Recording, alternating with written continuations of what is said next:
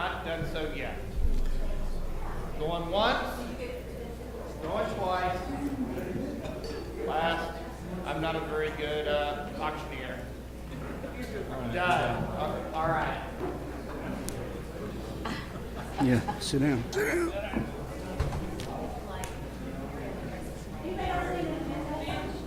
Attention, do you wish to spin the bonus wheel and bid on the Showcase Showdown? Thanks, John.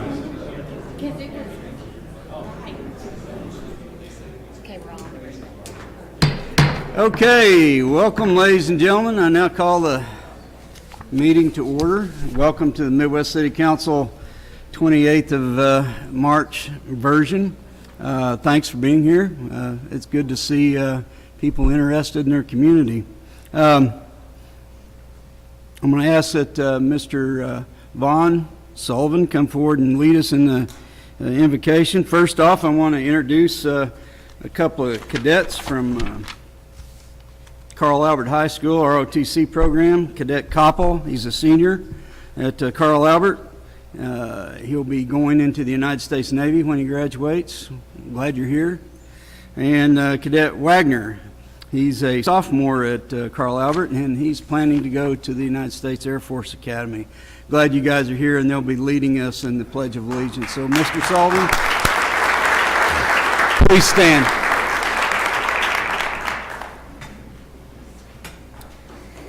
I ask you to bow with me, please. Gracious Heavenly Father, we thank you so much for this beautiful day we've enjoyed today, Lord. We thank you for this occasion of this council meeting, and we just give you the glory and the honor for this occasion. We thank you so much for this council and their willingness to serve. Father, I ask your wisdom and discernment be upon them tonight, and that they be comfortable and at peace with the decisions that they make tonight, and that they're made for the good of the whole. Thank you so much for this great city that we enjoy. Father, thank you. It's nice to be among friends and family here tonight as well, and we want to give you the glory and the honor for those that we will honor tonight with retirements and achievements. We thank you so much for them. Father, we ask your protection be upon men and women who are on foreign soil today, who are ensuring that we're free to assemble like we're doing tonight. Thank you so much for their willingness to serve and those who are sacrificing while they're away. Thank you so much for your son Jesus. We give you all the thanks for the blood that was shed for us on the cross. Jesus, thank you for being willing to go. And we ask these favors in your son's name. Amen. Amen.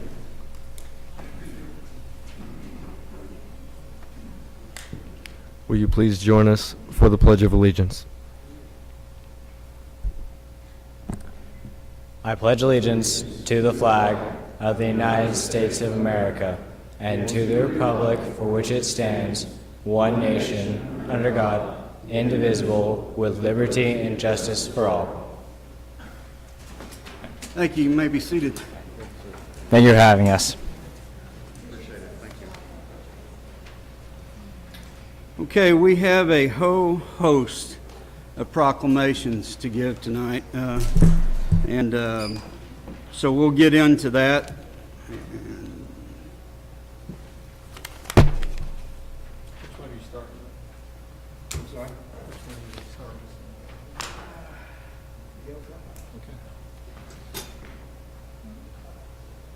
Vaughn, you want to come down here with us on this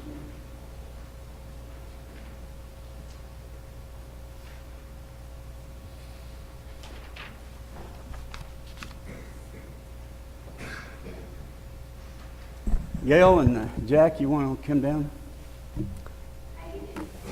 Huh?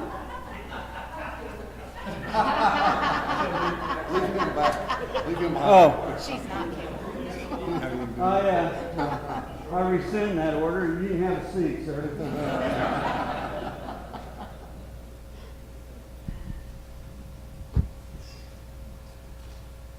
Ladies and gentlemen, if you don't know, this is Jack and Gail Fry. Jack served as our mayor, well, as firefighter forever, as our mayor and our state senator. And Jack and Gail have lived in this community all their lives and continue Go to ahead, say it, 70 years. 72. I know better than that. But they continue to give back to our community, and that's what it's all about. And Gail just helped us with a big project, and so we're going to honor her tonight.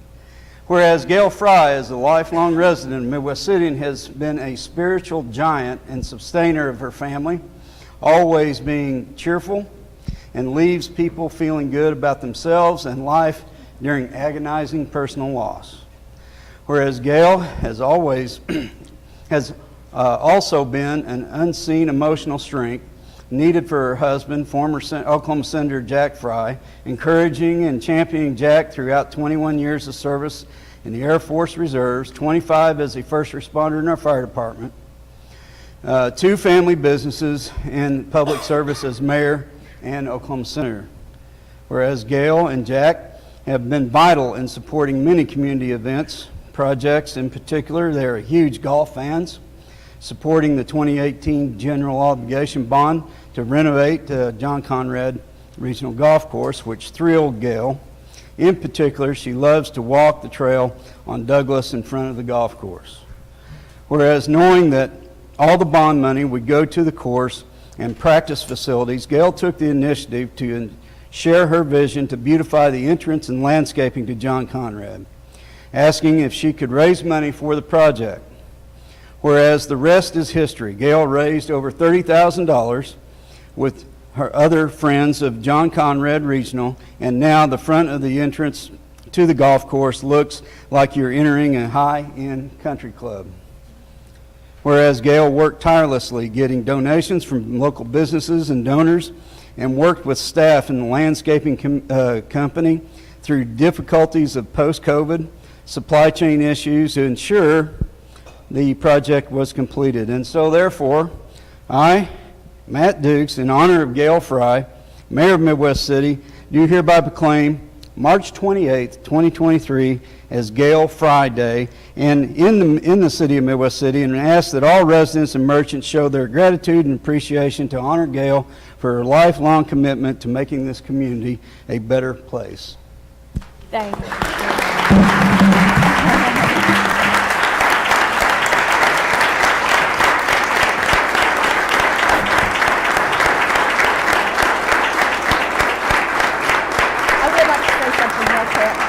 The floor is yours. Okay, ma'am. okay, thanks.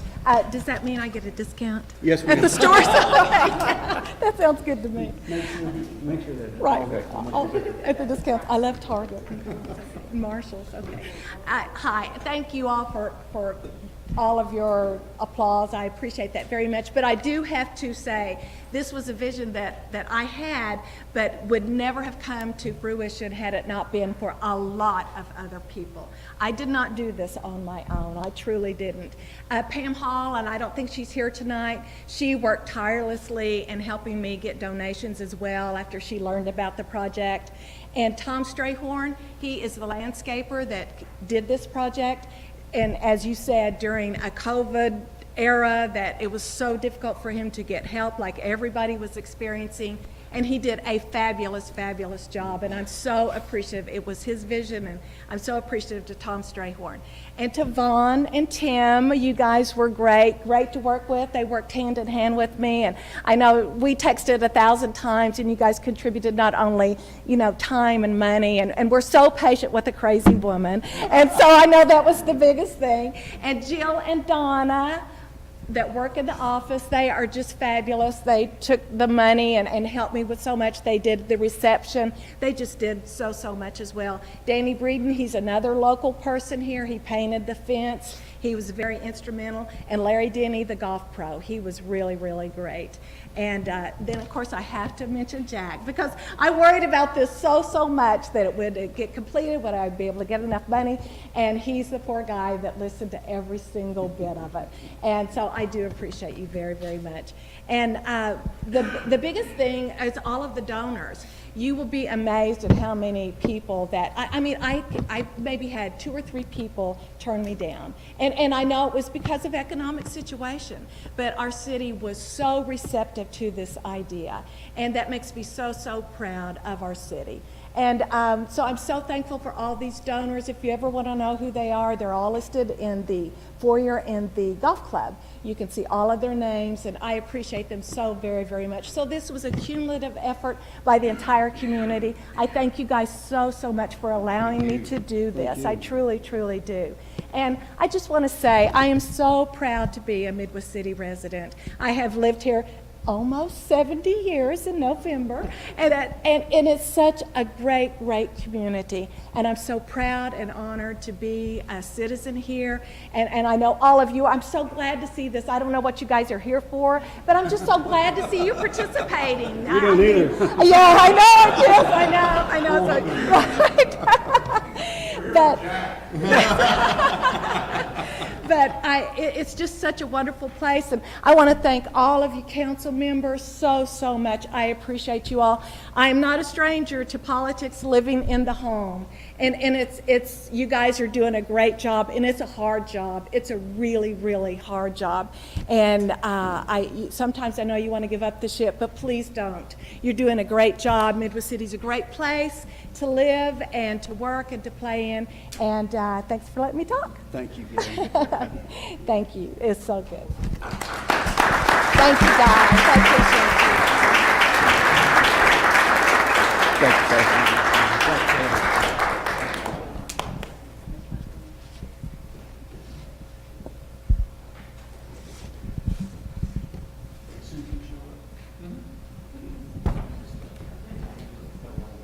Susan Mason.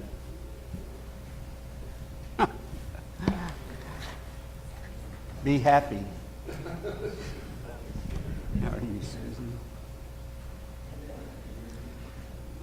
This is Susan Mason. She's worked for the city for a long time. And we're going to honor her tonight as well. Whereas Susan Mason began her career with the City of Midwest City in 1996 as a route service person, promoted to inventory control technician in 2003, and is retiring in March of 2023 after 27 years of faithful service to our residents and community.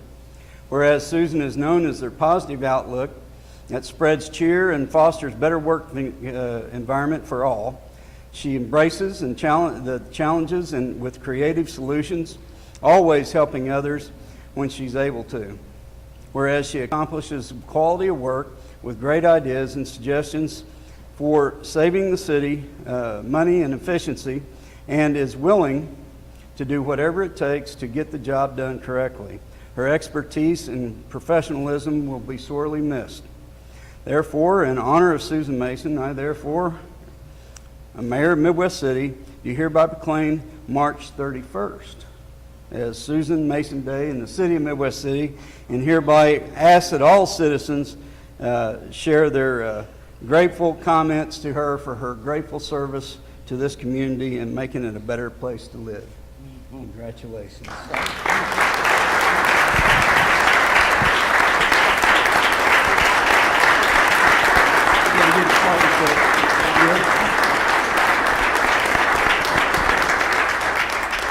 So in special recognition of Susan Mason,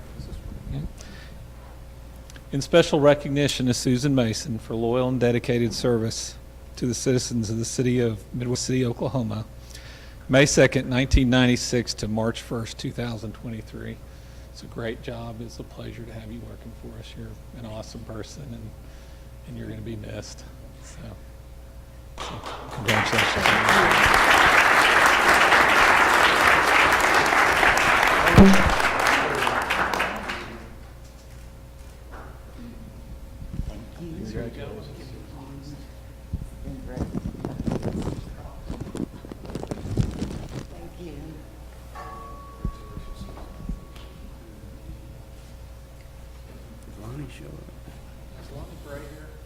Did Lonnie show up? We'll withhold his retirement check. His retirement check, he'll have to show up. Mr. Meek, come on down. Ladies and gentlemen, this is Major Jeremy Meek of the Midwest City Fire Department. Soon to be retired, or you already retired? Or you've been retired? The 31st. The 31st. Jeremy and I go way back. and I'm sorry to see you leave. But whereas Major Jeremy Meek began his career with the City of Midwest City in 1994 as a firefighter, promoted to senior firefighter in 1997, apparatus operator in 2003, lieutenant in 2009, captain in 2011, and major in 2013, serving our community faithfully until his retirement in March of 2023. Whereas Major Meek volunteered in the Midwest City Fire Honor Guard for many years, touching many lives, as evident in appreciation letters from such places as the Oklahoma City National Memorial. And whereas he is known for his kindness, professionalism, always striving to improve and encourage others to do the same, including his own family, who have volunteered alongside him over the years in such events like Fill the Truck. Whereas Major Meek's craftsmanship is known throughout the fire department, and he has been invaluable in many projects and saved the city and taxpayers thousands of dollars with such projects as privacy fences at Station 3, landscaping at headquarters, the huge remodel of Station 3, acting as project manager, and even volunteering his off-duty time to complete the project after he was nominated Firefighter of the Year in 2010. So therefore, in honor of Major Jeremy Meek, I, Matthew Dukes, Mayor of Midwest City, hereby proclaim March 29th, 2023 as Jeremy Meek Day, and hereby ask that all citizens show their great gratitude and appreciation for his committed service to our community.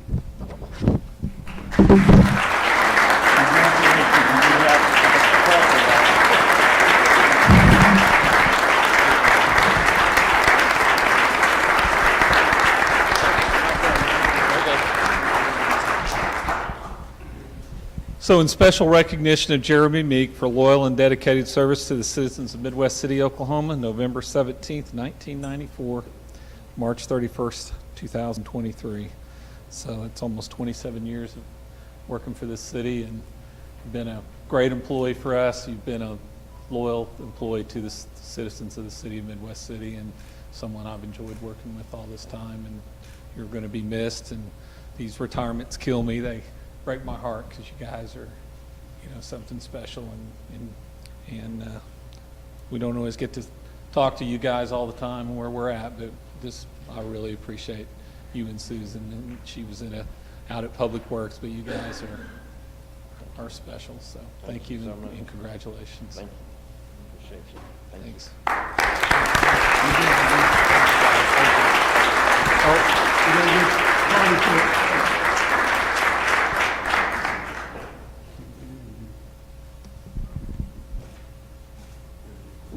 Say something real quick? You bet. I just wanted to say, I don't think I need that. In '94, when I wanted to be a firefighter, my dad was a councilman at the city of Moore, and so I couldn't test there, and that's where I'm born and raised. And I picked Midwest City. It's where I wanted to work. Then and now, I believe it's the best fire department in the state. Thanks to the city leaders and the management of the fire department, it is the best. And so everybody in Midwest City, you need to know that you have a great department. It's a great bunch of people, and it's, as far as I know, and I've been all over the world. I've been to National Fire Academies, classes all over the place. Midwest City's #1. Thank you, guys.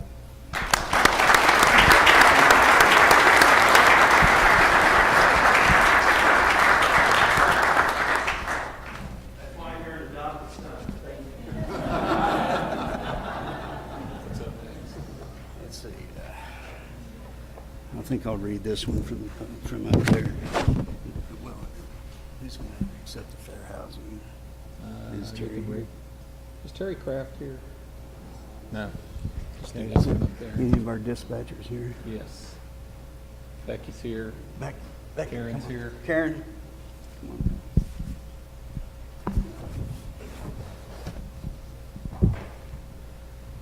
Debbie, you want to come down on this one? Debbie, come on down. Come on, David. Give her an order.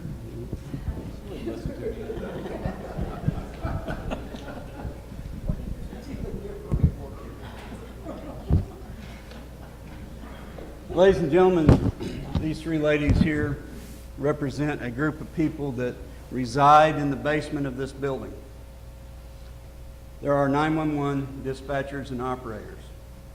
They are the lifeline to the people we just honored, to the fire department, to the police department, to everybody else in the city. This group of folks were credited with saving 6 lives last year due to their efforts by giving life-saving advice to people over the phone. 3 babies last year? 3 babies?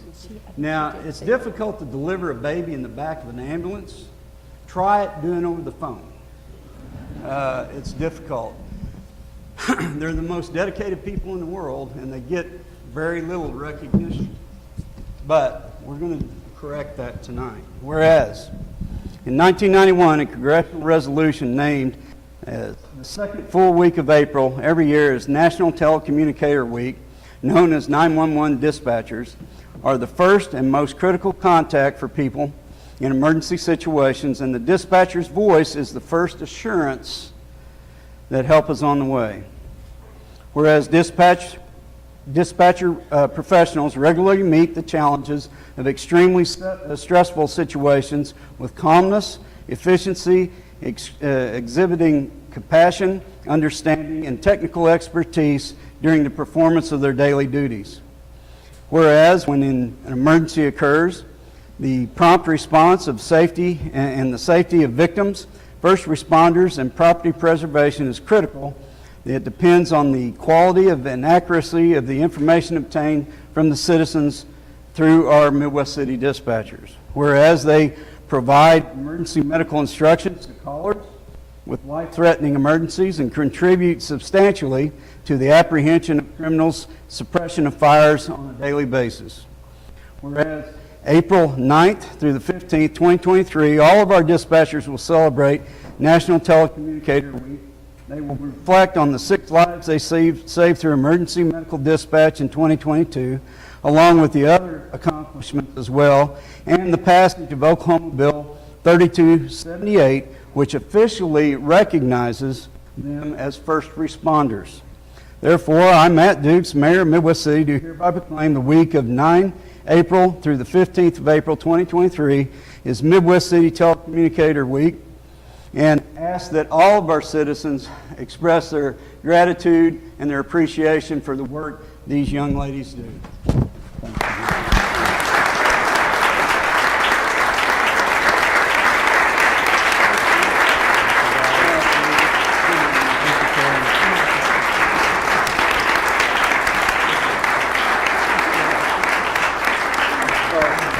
Party pick. Oh, we got to hold up. That's what he's waiting. That's his sign. I'm glad you knew. All right, guys, thank you.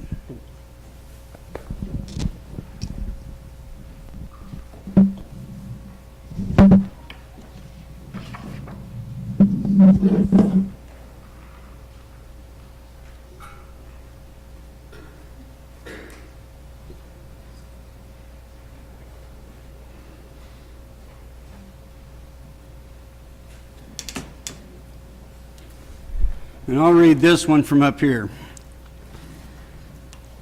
This is the fun part of this job, is recognizing our employees and the people that actually make this city work. And we would be remiss as a city council not to do so when these events come up.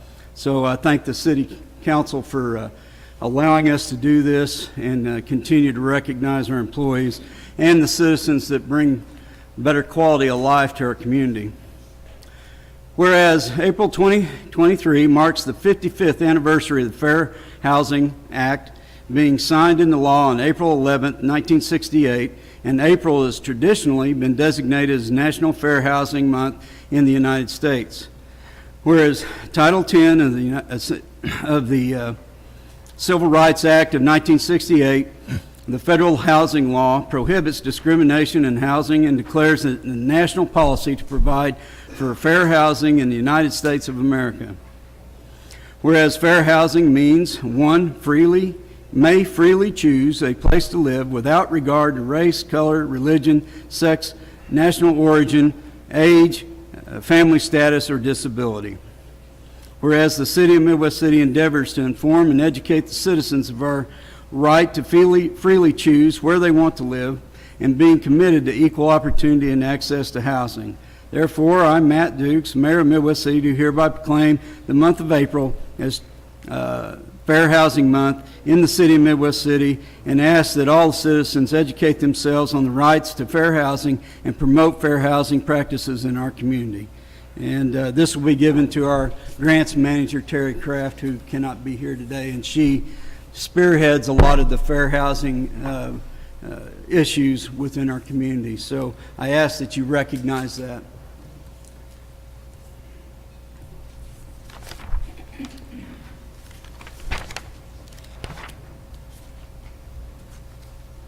Okay, we'll now move into public or community-related announcements. Mr. Lyon. Thank you, Mayor. I have several announcements. Be patient with me here.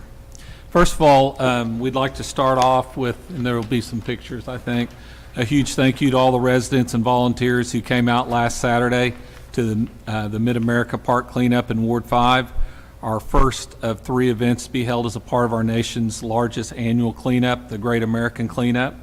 We're super grateful to Public Works Assistant Director Carrie Evanson, who led the charge, who helped organize this event in partnership with the Midwest City Chamber of Commerce, the Communications and Marketing Department, and the Stormwater Quality Division.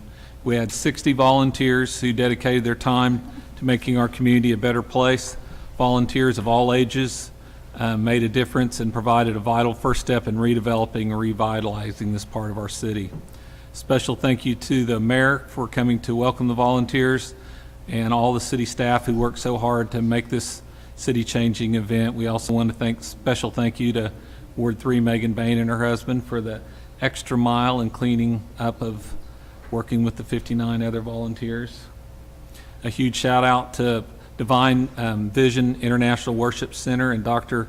Chiquita Anglin, along with co-pastor Jason Anglin, who volunteered along with several church members and their families. They allowed us to rally on their property and use their facilities, dirty boots and all, to and to our other sponsors, especially the Recycling Partners Republic Services, who provided McAllister's and some Chick-fil-A lunch for everyone, and also the Chamber of Commerce for getting the word out and helping manage the volunteers. Shayna Bennett, good job.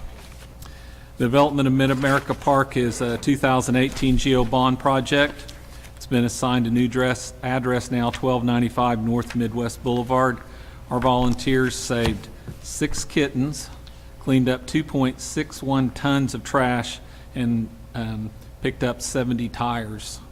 So it's a truly amazing event, and it shows as a community what we can do to make this city a better place to work, live, and play. So thank you to everyone that participated.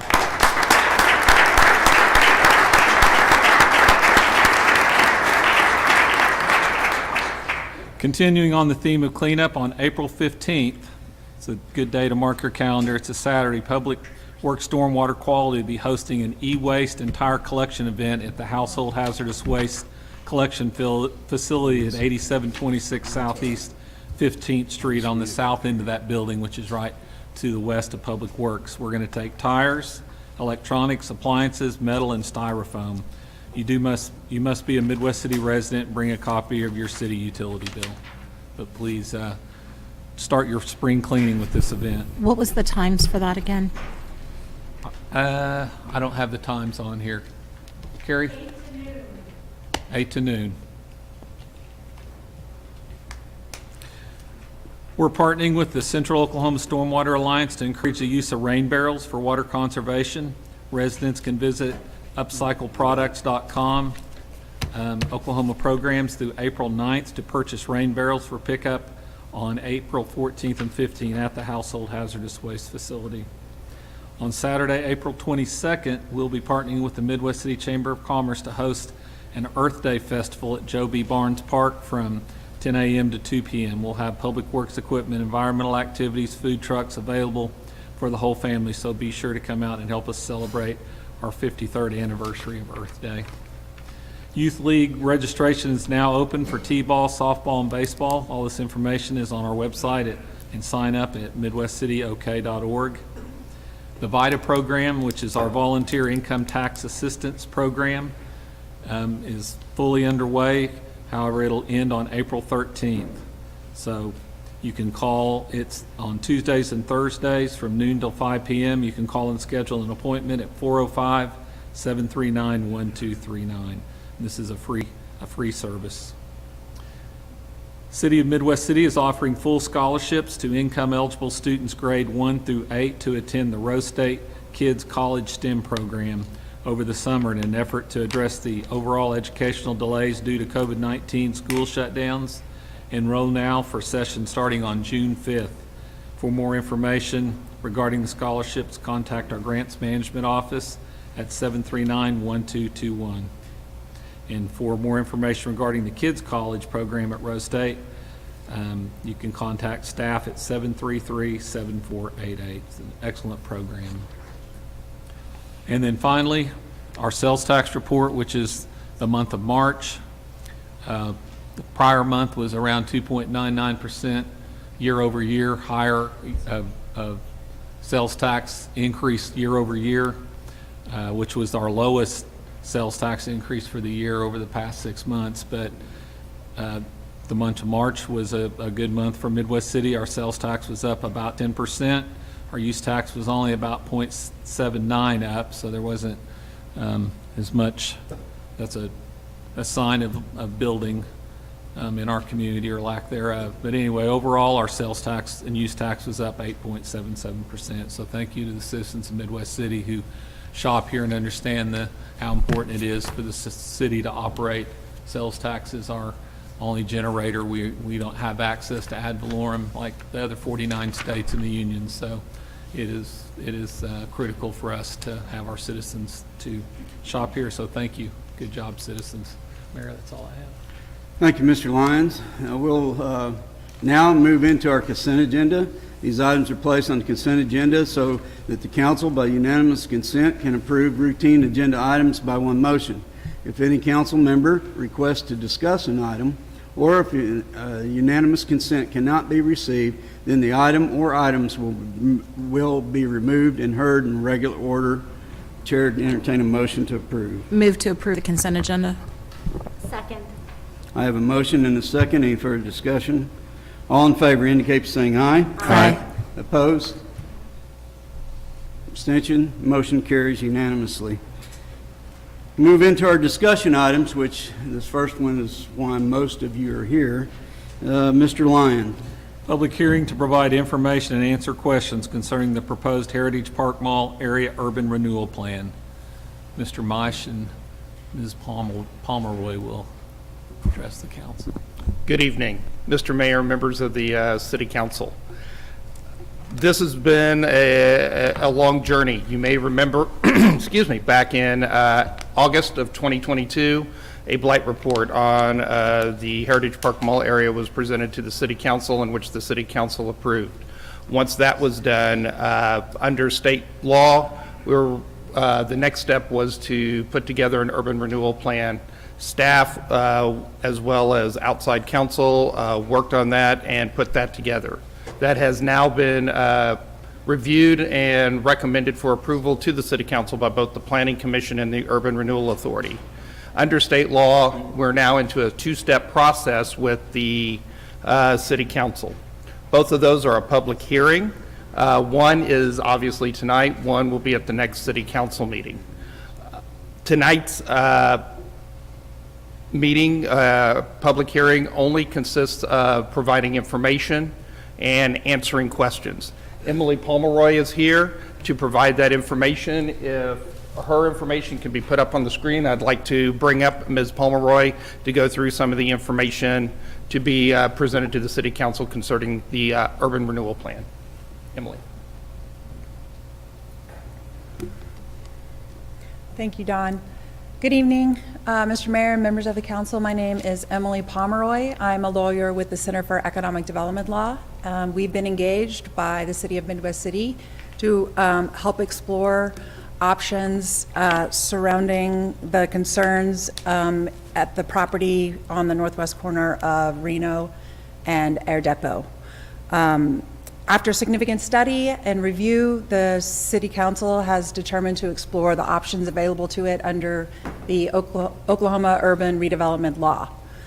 So we're here tonight, as the City Attorney mentioned, to hold the first public hearing, which is required by the statute prior to the adoption of an urban renewal plan. So for the benefit of you as council members, by way of reminder, and for the community that's here for the public hearing, we just wanted to take a few minutes and talk about the urban redevelopment law, what an urban renewal plan is and what it isn't, and specifically what the proposed Heritage Park Mall area urban renewal plan is, should this body choose to adopt it. So first, just a little basic overview of what the urban redevelopment law is. This is a statute that provides a program and method for a city to prevent the spread of blight in its communities. It allows for the encouragement of rehabilitation and redevelopment of properties that a community may declare to be blighted. We'll talk a little bit about the definition of blight. So in order to work the program that's available under the redevelopment law, a city must adopt an urban renewal plan. The urban renewal plan must contain certain things, including authorizations, relocation policies and procedures should property be acquired under the urban renewal plan, and implementation of the plan. The approval process goes through the Midwest City Urban Renewal Authority, through the Planning Commission, and then to you as City Council for 2 public hearings prior to adoption of the plan. The statute requires that the urban renewal plan contain certain things that are listed here on this slide. You have to define the area, objectives and actions that the plan contains, a land use plan, meaning what area, what the land uses are currently on the area and what the proposed land uses are for the area. Authorizations. Those authorizations often include acquisition. That may be by negotiation or through the use of eminent domain. Implementation, meaning disposition of the property if acquired under the urban renewal plan. And then how to fund the actions under the urban renewal plan. Disposition is typically through an agreement between the implementing body of the urban renewal plan and the redeveloper of the potential property. So the urban renewal plan before you tonight includes those disposition obligations and procedures. Also important under any urban renewal plan is a relocation plan, meaning if property is acquired, there must be a document that spells out how the property will be acquired, both in terms of process and procedure, and also in terms of valuation. We'll talk a little bit about that, and the plan before you tonight includes a relocation plan. Next slide, please. Okay, so first, the area. The plan before you defines the area. This is the same area that was declared to be a blighted area under the statutory term of the urban redevelopment law by this body back in August. So it'll be familiar to you. The blight report that supported that declaration of blight is in your packet. So if that's a factual determination by this body that this area meets the definition of blighted area under the urban redevelopment law. The plan also must include objectives and actions. The plan before you tonight includes specific objectives of removing blighting conditions, creating redevelopment sites for disposition and redevelopment, building on the investment that's already been made in the area, particularly on the streets that border this site, the public improvements that this body has implemented, to address the environmental issues that exist on this site, and to support the city's comp plan. So the actions that are authorized under the plan to meet those objectives include the acquisition of specific property and making that property available for redevelopment. The land use plan in the urban renewal plan before you tonight shows what the property is currently used at, what the property may be used at, and you'll notice that it's specific to the city's comp plan.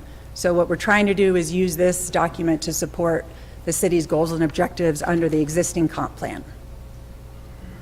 Again, any disposition of property will be subject to requirements that the implementing body will place upon a redeveloper.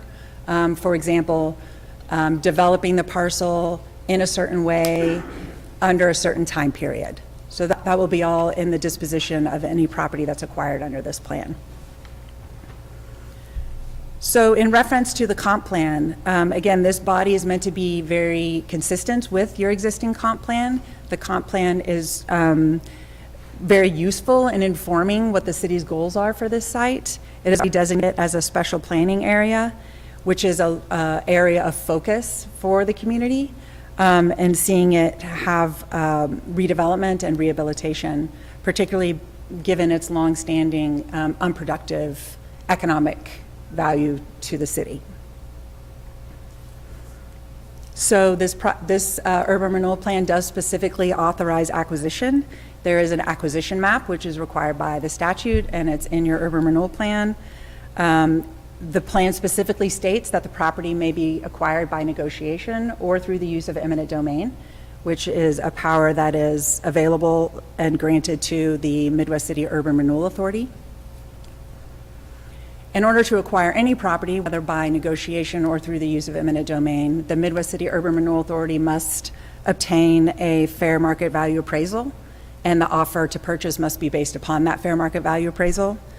And any relocation benefits must be included in that offer to purchase.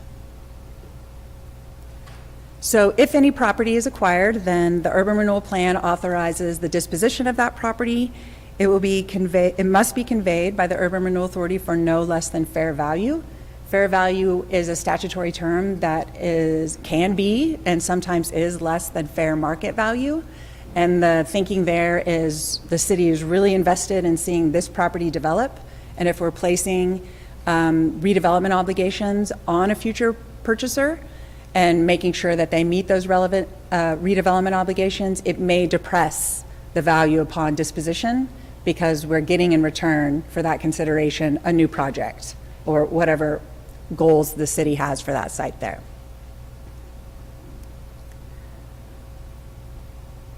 Any developments will be subject to design review and consideration by the Midwest City Urban Renewal Authority, which would be the entity that owns the property and disposes of it.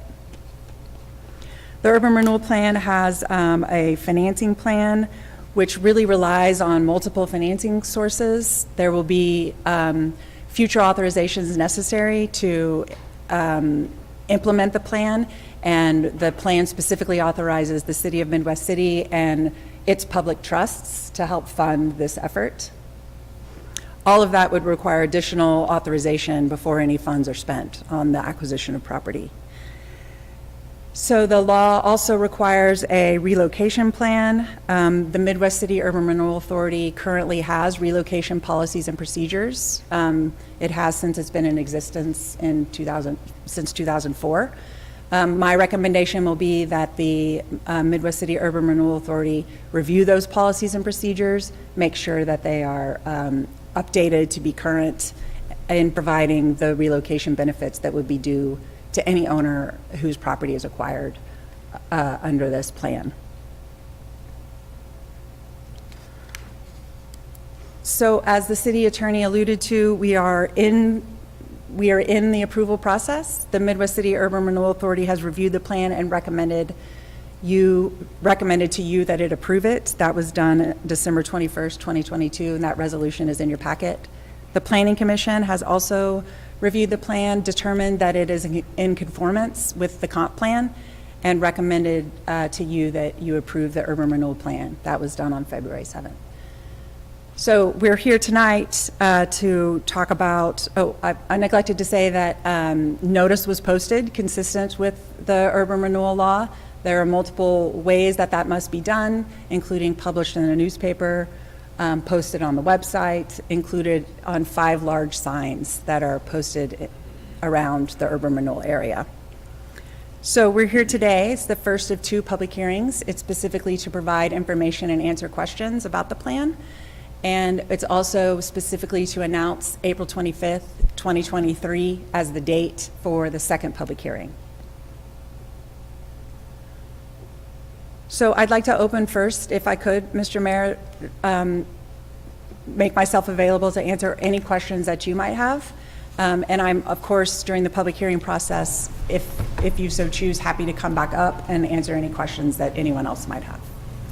Mr. Mayor, just one point, just want to make sure the city council knows no action is required on this agenda item for tonight. That will come at the next city council meeting. This is strictly for question and answer and to provide information. So no action is required on this agenda item by the city council. Thank you, Mr. Mayor. Does anyone have any questions from the horseshoe of Ms. Pomeroy? I do, Mr. Mayor. Yes, ma'am. Someone else does. Can you hear me with the mask and everything? I could hear you, yes.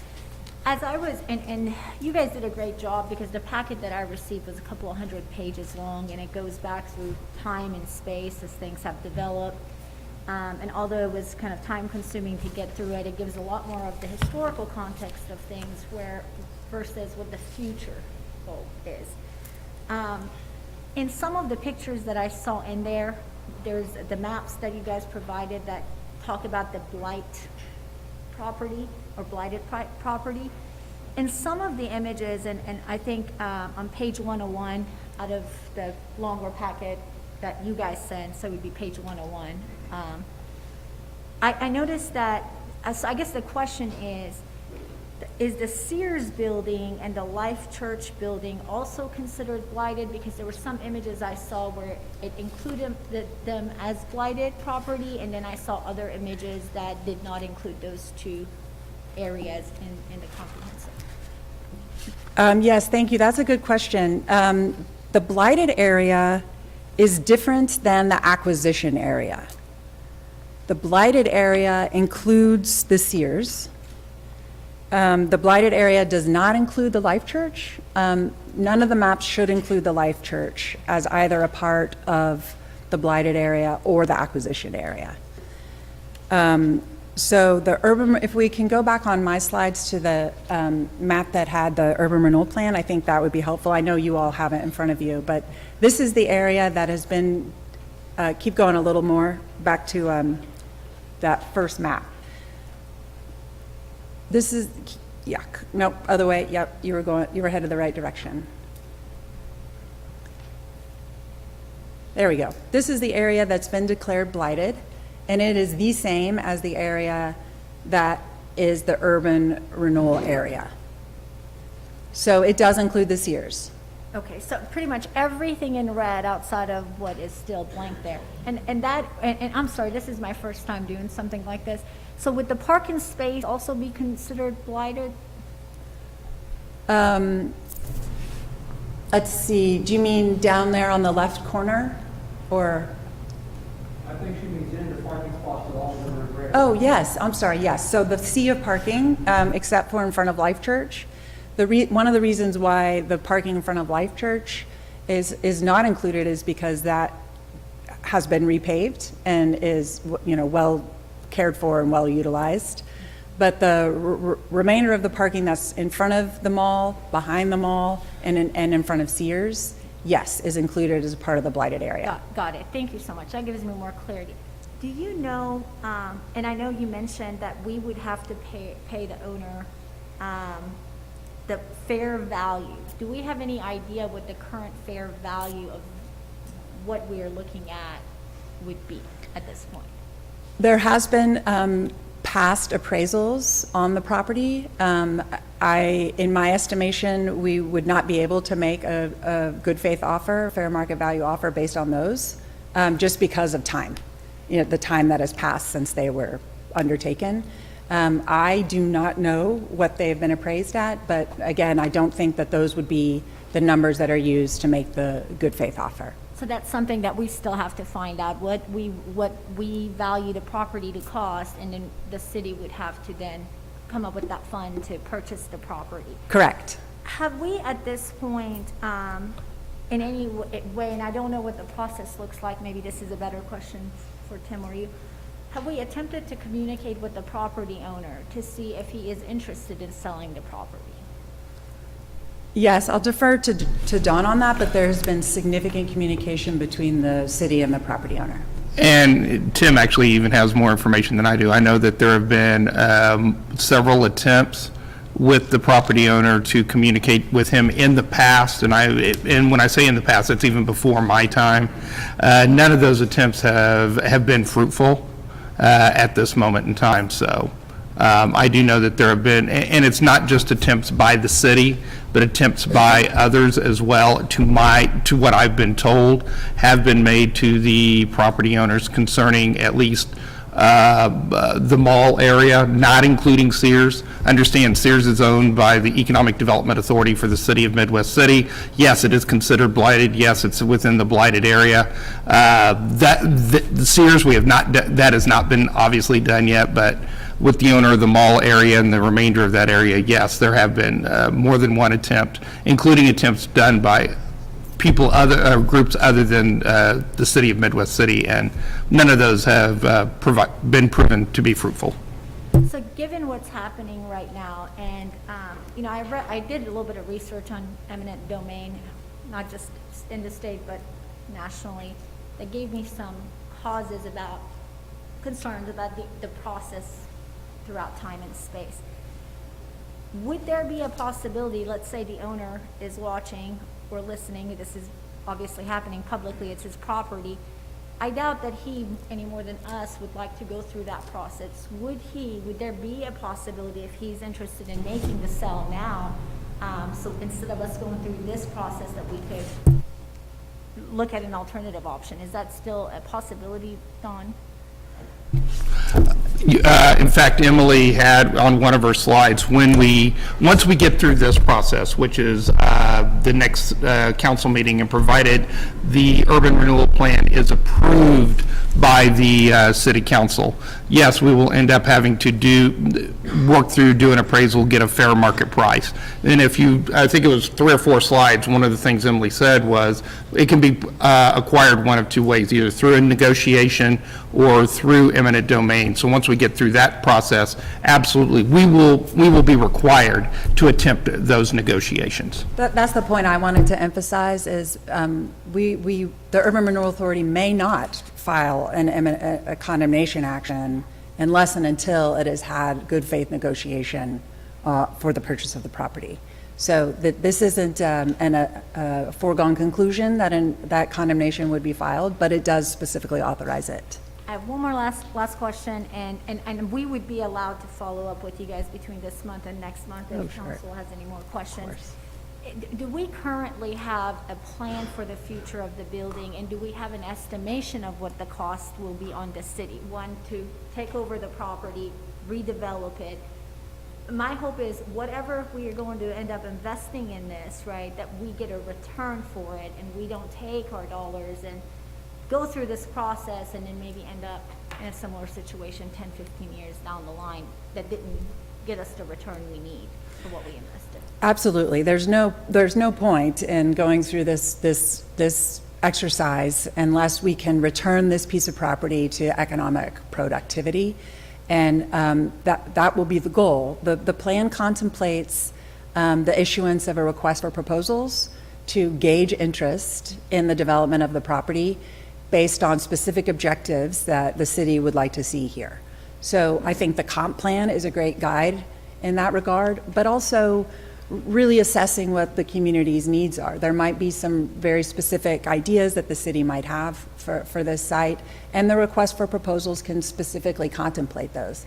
But it's really a good time to see what the market is and what the city wants. I think it would be beneficial to gauge community desire for this site, and it's a very large site, so I think there's a ton of opportunity to again see the property back on the tax rolls, which is good for our schools and for the county and for the libraries to produce more property taxes and also sales taxes. The city council has already addressed that tonight, and I'm sure that's top of its mind every council meeting, but a way to make sure that this property is of benefit to the city. There's no specific plan at this time to answer your question very directly, but that's the idea, to gauge interest and put forth a plan and get the property developed in a way that makes sense for the city. Thank you. Thank you for the questions. Are there any further questions from the Horseshoe? With that being said, this is a public hearing. We had several people that signed up to come and ask questions. The first one I'd like to call to the podium is Mr. Wilson. You still here?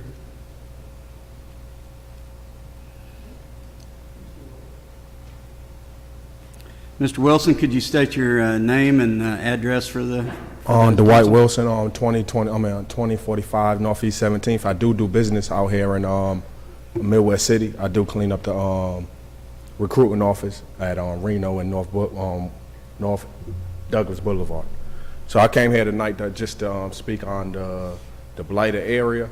One thing is me seeing pictures of it of the past, I thought it was bad myself. You feel what I'm saying? And everybody said they seen jungles and all. It's not that. I ain't never seen that inside this mall. There's one part of the mall, which is A to Z, which was Sears Service Center, that was bad, but the mall ain't bad. So to take away from the history of the kids and the people who lived out here for any economic value, you could have tax rolls from the stores that's open up. A to Z, the same blighted area, the only blighted area, part of that mall could be turned into condos, could be turning the same thing to this. It's fair tax month, Mayor. It's about to be April, and the same thing, the same piece of area, the same blighted area, whether it was in the parking lot, whether it was A to Z, the only blighted area, whether it was in the back of the parking lot, all of it could be housing. Excuse me. All of it could be housing for the people, you know. So I feel like taking away from Mr. Barini or the property owner anything, or just going forward with the plans of Midwest City, y'all could work together. I think that's the problem right here, because I feel like everybody behind closed doors got something bad to say about a good man. That man is a good man. Yeah, he got property in y'all city. I grant it. I get that. But y'all could work together. They got 88 stores in that mall. That's 88 tax rolls. And then the parking lot could be stores, could be houses, it could be townhouses, it could be the neighborhood that y'all had in y'all first proposal plan. And like I said, the only dilapidated part of that building is service merchandise of Sears, and that could be turned into condos. We got the plans, so if y'all want to move forward with the owner, I think that's the best thing to do. Talk to the owner, have a conversation with the owner. Y'all could really get some money together for the community of Midwest City. I think there's no problem at all with the property. If y'all want to take a tour, I feel like we could all go in there right now and take a community tour. And y'all gonna be like, well, it ain't as bad as I thought it was. And I know y'all gonna be like, well, I seen the pictures. I walked through there.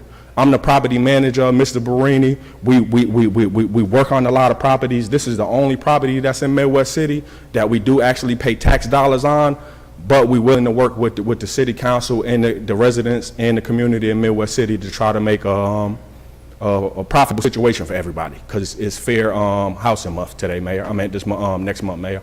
So let's try to focus on that, because you say you for everybody who's for that. So I feel like if the owner's for that and y'all for that as a city, y'all could come up with more water bills, more electric bills, instead of just knocking the whole mall down and y'all not getting that money. Thank y'all. I have y'all. Appreciate it. Thank you, Mr. Wilson, for being here. Point of personal privilege. Yes, ma'am. I'm sorry, if we could ask all the speakers if they could speak up just a little bit and maybe slow down just a little bit when they're speaking, because the acoustics in here still are not reflecting as well as I'd like them to, and I'm on the front right here, so I'm not sure how everybody else is hearing them. So Yes, ma'am. just, thank It's you. also difficult to hear with your mask. I'm sorry, I didn't hear. Mr. or Miss Lisa Janlow, are you still here? Yes. Could you state your name and address for the council, please? Yes, sure. Lisa Johnloo, 9001 Northeast 36th Street. Hi, good evening, everyone. I'm here as one of the investors of a small group that have, maybe 3 to 4 years ago, right before COVID hit, got with Mr. Barini to redevelop Heritage Park Mall. And what the idea myself and other investors have brought to the table with Mr. Barini was medical tourism, which we know Midwest City is bringing, St. Anthony came in, and this was something that would really back up the medical side, that would bring in money to the city. And so I'm here to say he's been working diligently to make something happen. But on our end, COVID hit, and I know there were some troubles of getting water to the building. And so, as you guys know, as investors or construction or anyone that's going to come in, you need water into a facility to try to do anything. And I know that was another big barrier for us to get anything done. So I'm here to say is he is working, and he's branched out to us and many other people to make something happen. Just give him that opportunity before just wanting to go in and take something from a property owner. And as a taxpayer in the state of Oklahoma, to say we're going to go purchase a building and have no real plan afterwards, that's kind of scary. So if the property owner has something in the works, I think it would be a great idea for the city to give them that opportunity, especially after being COVID. COVID kind of held all of us up. So that's all I wanted to say. Thank you. Thank you, ma'am, for being here. Mr. Barini.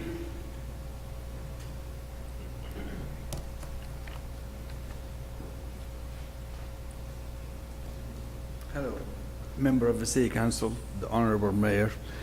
My name is Ahmed Bahraini. I'm the owner of a Heritage Park Mall. I'm here tonight in front of you to save the mall for several reasons.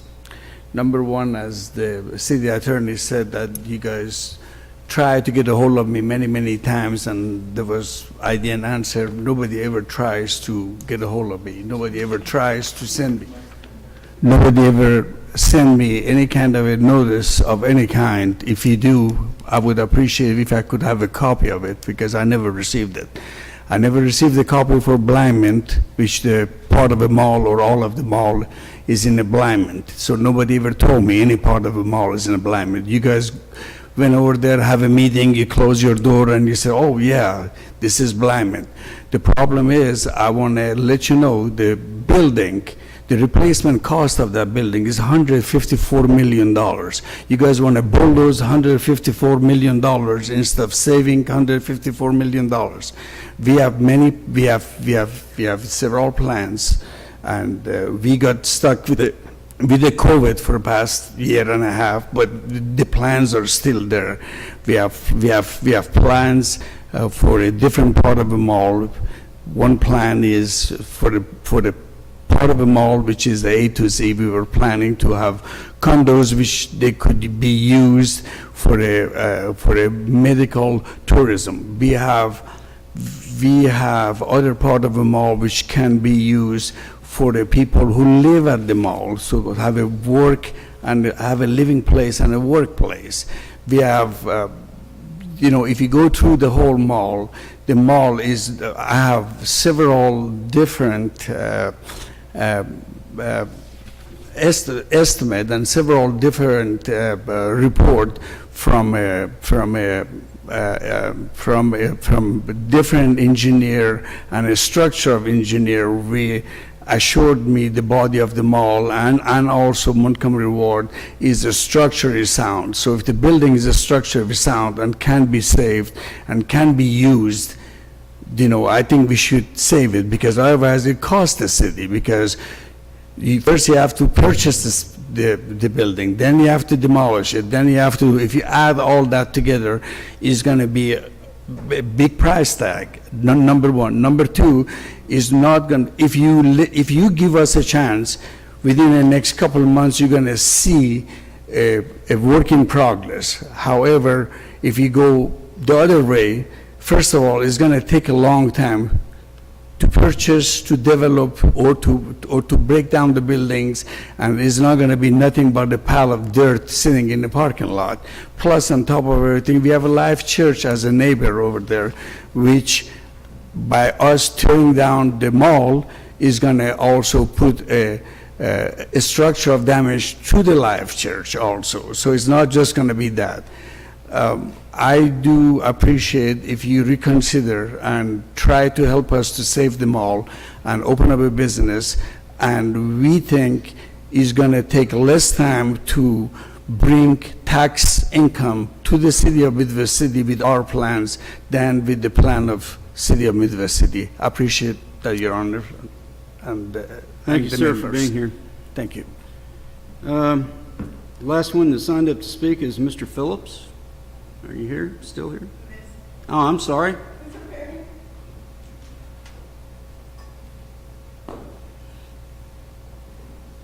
You set your name and address for the council, please? Yes, sir. My name is Echo Phillips, and my address is 2525 Northwest Expressway. So I'm here also on behalf of Mr. Barini to... Yes, ma'am. Could you speak into the microphone? I'm sorry. No, point of order. So does she own a business in Midwest City? She represents, and we were advised by Mr. Mutch to go ahead.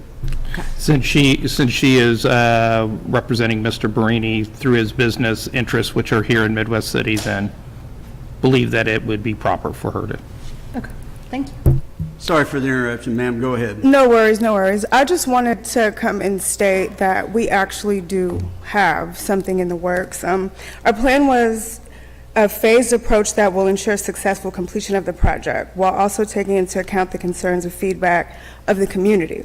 We believe that this development will not only revitalize the property and bring economic benefits to the city, but also provide a new and exciting destination for residents and visitors alike. We are committed to working with the city to ensure this project meets all necessary regulations and requirements. Our team has extensive experience in real estate development, and we're confident that we can deliver a successful and sustainable project that benefits the community in many ways.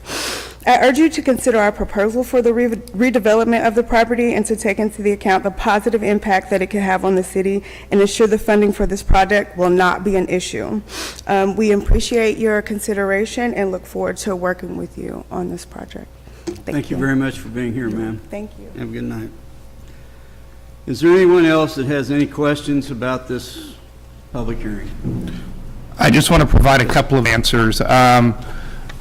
Councilperson Banna, we did look up, and Robert Coleman did send me the following information concerning the value of the property. This is from the county assessor's webpage, and the market value for Mr. Barini's property, according to what Robert sent me, is $2,271,395, while the Sears building's market value is $1,650,000.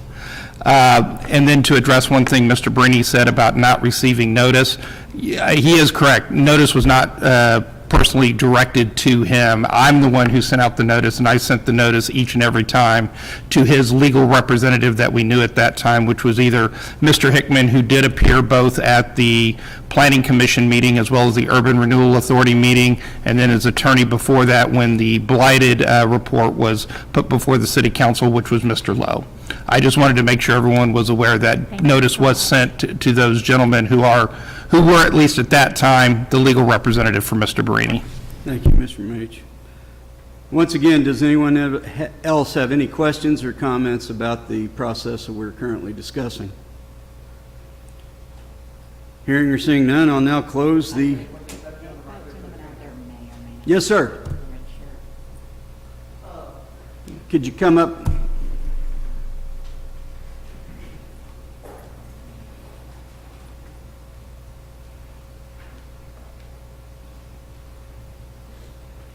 Can you state your name and address for the council, please? Yes, my name's Frank Wade, live at 3200 Glen Valley. That's the very area. I've looked at Heritage Park Mall for 58 years. I've lived in that area. That place is a blighted area.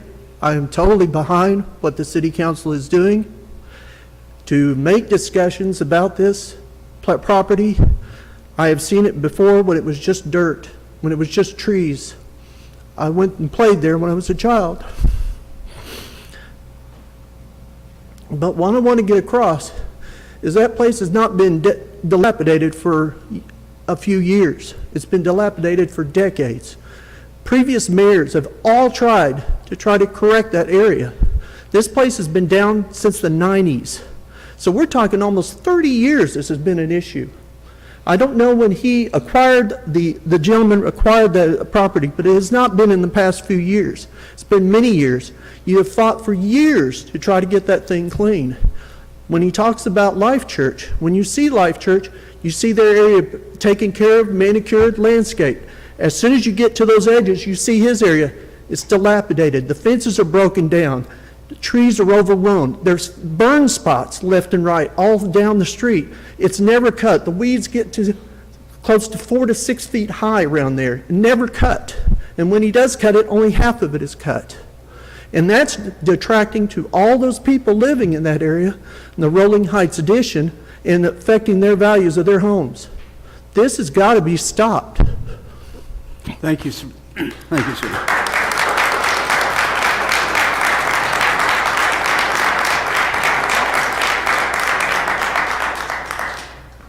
Yes, ma'am.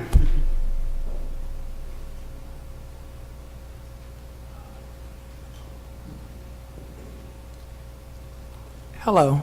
Hi. Kind of tall. I'm Alexandria Muel. I represent Mr. Barini. I know Muel. Muel.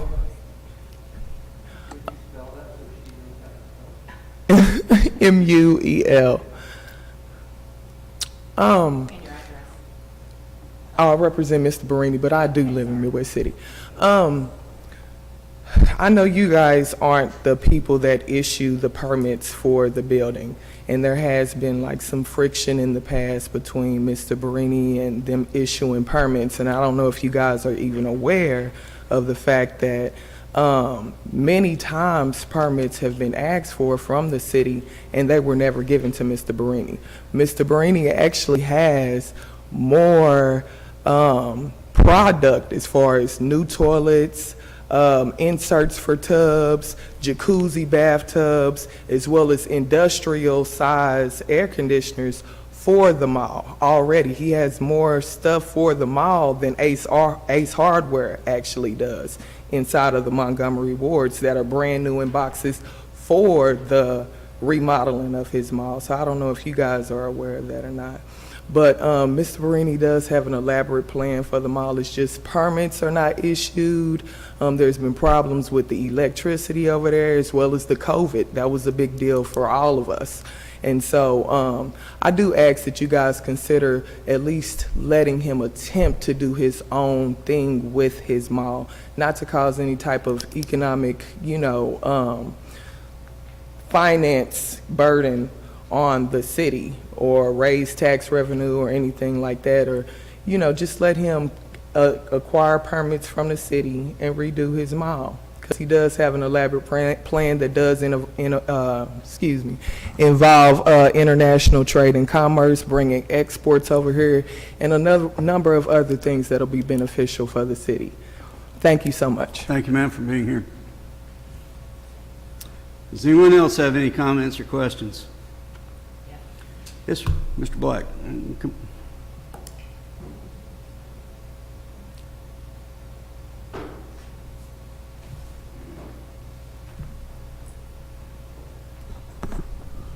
Brian Black, 3416 North Glen Valley Drive. Excuse me. When I moved back to Midwest City 6 years ago, I moved there to Glen Valley Drive. The mall was a place I went to, back when I was in high school, and enjoyed going there, have great memories hanging out at the mall. But when I moved back 6 years ago, it wasn't obviously what it was when I left, when I was 18. What I have seen is just a lack of progress for 6 years. And you've seen it too. Everybody in the neighborhood in Meadowood has seen it. I understand, and I will tell you that for a number of years, I really felt like perhaps Mr. Barini was getting a raw end of the deal, that perhaps the city was being a little too, maybe wanting to grab at some land. And then, of course, I saw a few months ago I saw the pictures. And again, I have seen the lack of progress. And one of the things, I guess it's a simple thing, but if somebody is wanting to make a difference and make progress, but they're having trouble in some other areas, they can still mow the lawn. But the lawn doesn't get mowed. The fence doesn't get fixed. And I'm not up on city ordinances, but I don't think you have to pull a permit to fix a slat on a fence. Is that correct? That can still be done without a permit. And to me, that would go a long way with at least the neighbors. I can't speak for you, but for the neighbors and for the neighborhood, that'd go a long way if we saw the grass mowed, we saw the fence fixed, we saw the trees that are growing up through the fence, growing up in front of the mall, if those were addressed. But they're not. They're not. And for 6 years, my experience has been that this has just been, and we've heard we're going to bring businesses back into it, but that didn't take place. When Crossroads Mall shut down, businesses were supposed to come from Crossroads and move into this mall. They didn't. It's just been one story after another. And as a resident of this city and a resident of that neighborhood, I feel like it's time that something changes. Thank you.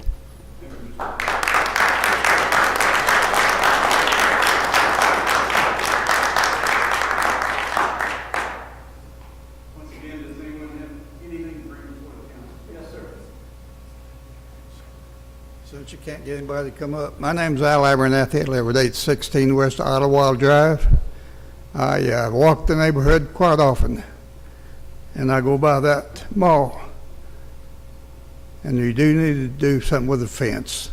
The trees, cut them out or trim them. Repair the fence. It's trashy looking for the people that live in that area. Thank you.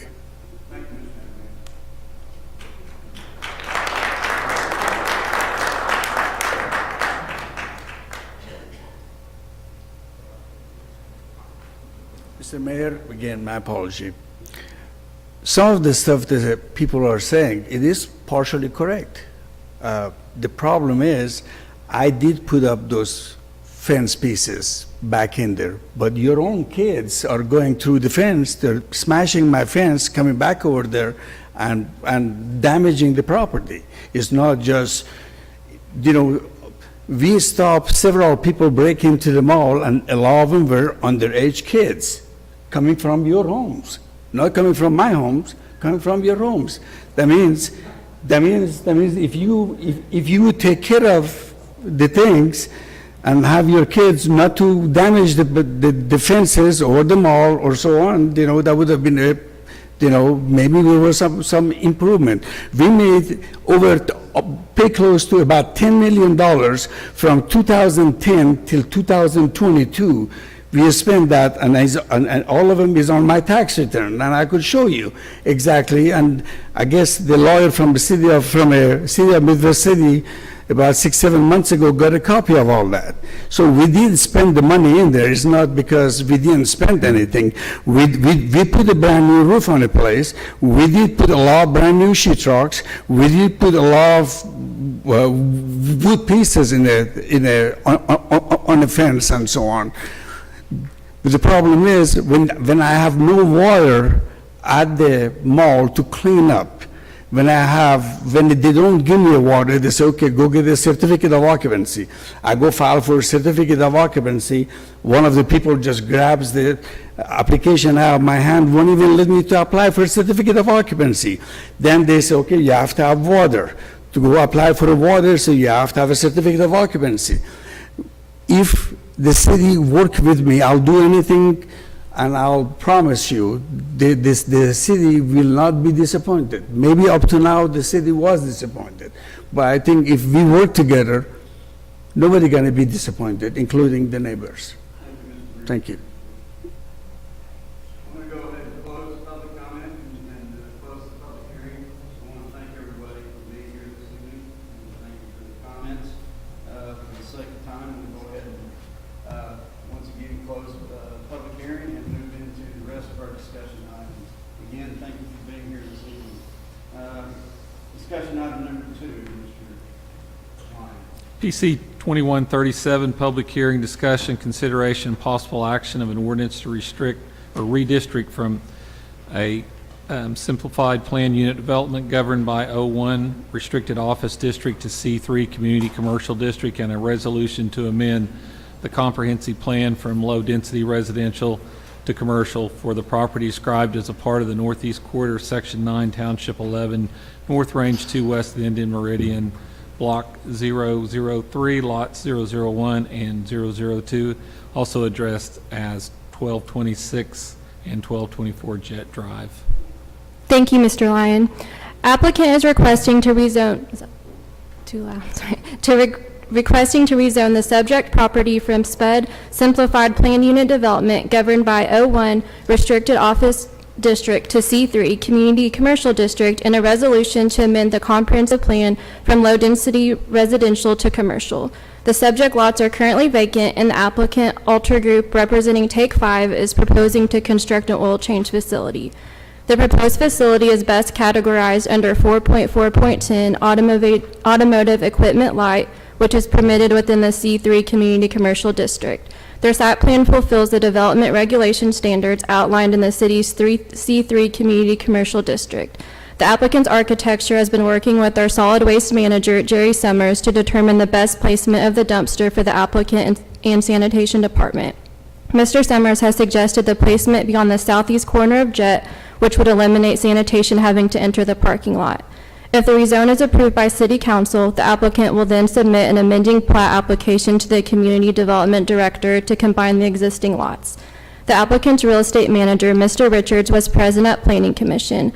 One member of the public addressed Planning Commission asking to see a street view of the subject property, but had no objections. Planning Commission recommended approval of this item. At the time of this writing, staff has received no opposition from the public to the proposed rezone. Action is at the discretion of the council. Does anyone have any questions about this particular item? And the applicant is present tonight as well. I do have a clarification question. So in the report, Councilman Byrne and I were discussing this earlier. In the report, there is a reference to entrance from 15th Street as well as Jet in the section titled, sorry, let me find it again.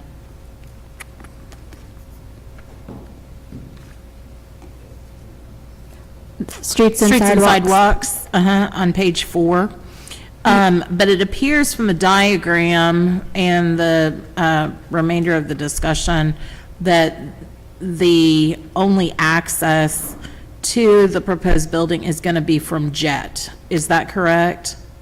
Yes, initially, I think with the sanitation issue, the dumpster, that's the original way that they planned on entering for sanitation to be able to back in and back out. But after speaking with engineering and construction services, we determined that the entrance off Jet is the only one, I believe, but Brandon may have to weigh in on that.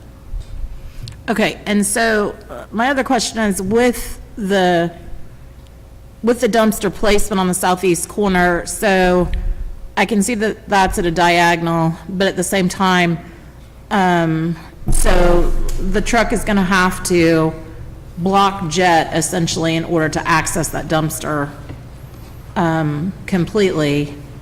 And I understand, that the traffic flow is to flow in from Jet based on the proposal and out back onto Jet.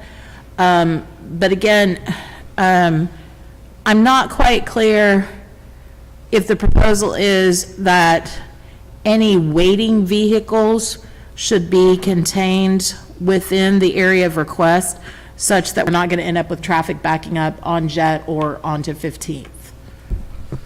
So the staff report says that access can be had off 15th and Jet, and that is absolutely true. They can put a driveway, but what they're proposing is something like this. Right. It might not be the final building permit or the site plan. And the concern was, I think, the sanitation vehicle, how they got in and got back out, because it's a really small site. With the sanitation, though, if they're going to be in there, usually it's early in the morning, so they wouldn't be blocking customers. They wouldn't be at the same time. As far as during the operations of the building, what I would be most concerned about would be people turning in. And in the staff report, we talk about the driveway has to be to our current standards. How they propose this is not, there's not enough separation to 15th Street right now. So they're going to have to work on this proposed site plan, but this is not their final rendition. Well, and I guess, Mr. Bundy, that's my question or my issue too, is also, the way that I understand it is they've got, it looks like to me, traffic to move west and east on the northern section of the two parcels, loop around and enter from the west side, go through the business for 3 lanes of oil change or servicing, and then shoot back out onto Jet, all headed to the east. And I can understand that. My question is, though, whether there's enough surface area while cars are lined up. I mean, I can see there's a demarcation for give or take 6 parking spaces there. But in looping around, you know, it's kind of like Tropical Smoothie Cafe. It's kind of like the Swig. Businesses that front Air Depot, and when so many businesses get in the line, that traffic sits, the line forms on Air Depot and blocks the outer lane of Air Depot waiting to get in to the place of business. That's my concern here. And the other thing is, because 15th is an arterial street and it's heavily traveled, I mean, you've got very little space for cars to back up on Jet from where the entrance is being proposed. It would, I mean, honestly make more sense to me to try to keep the traffic off of 15th if the entrance were to be on the south side versus the north side of the proposed parcels, because at least then you have some distance on Jet for the vehicles to stop in the line if the service line backs up into the street. Does that make sense? Absolutely. So we have a separation requirement in our driveway requirements that they have to be so far away from an intersection. So oftentimes they provide these conceptuals to try to tell you all what they want, that they're serious, that they're really considering this as part of the zoning. But this isn't the final, and engineering hasn't, there's no dimensions on there, for example. So we will review it, make sure it meets our And ordinance. require that separation that you're referencing? Yes, so they might configure it differently. And then, like Emily referenced, sanitation will be involved, because as you can see, the sanitation's at the back. So again, Well, in I the think other there- diagram we got, it's on the southeast corner Yeah, so. as opposed to the southwest corner. Because that diagram is different than the black and white. Yeah. The black and white imaging shows the dumpster seated on the southeast corner. But in general, for example, that 3 outlets is probably too wide for our driveway ordinance. So they would have to narrow that down somehow. It's a small site. They'll have to make it work. Okay. Professor Bundy, you've given me a good class on drainage. You'll deal with the drainage there, because right now it's grass. Yes. That house is going to be right next door, and it's not going to be grass anymore. So there's going to be water. Correct. And that area, and thank you for giving me an extra degree. Okay. But I just want to make sure that we just need to make sure. yeah, the water goes to the east, and there is there's an inlet there at Jet Drive. So we'll make sure it gets all in the inlet. But you're comfortable with it, Mr. Bundy, at this point, with us approving this? Yeah, this is just a zoning, so this will get them to feel confident that they can engage an engineer and start working through the building permits. Well, if it works for Mr. Bundy, it works for me. You're Move to approve. Second. This is a public hearing. Does anyone in the audience have any issues with this particular item? Hearing none, I do have a motion, and I do have a second. All in favor indicate by saying aye. Aye. Opposed? Abstention? The motion carries. Item number 3. Point point of order, Mayor, before we move forward with the discussion items. It appears to me that items 3 through 10, discussion items 3 through 10, all involve amendments to city ordinance. And I was wondering if it might be possible for us to, excuse the phrase, bundle these into a single vote approval unless anybody has questions or objections to handling it that way. I would defer to Mr. Mage. Unfortunately, since they're listed like this on the agenda, we can't just bundle them together. You can expedite each and every one of them individually, but since they're listed individually on the agenda, and that's the way they were presented to the public under the Open Meetings Act, we will need to look at those individually. Can Tim? Can So Tim this read- is the way it was publicly noticed, so we need to track along how it was publicly noticed. Moving forward, you could do that, yes, in a Or we could put it future on city council consent. meetings. Because the ordinance, they can't be on consent. That's the other thing. I think since they are ordinance amendments, they need to be taken up individually. Don't ask questions.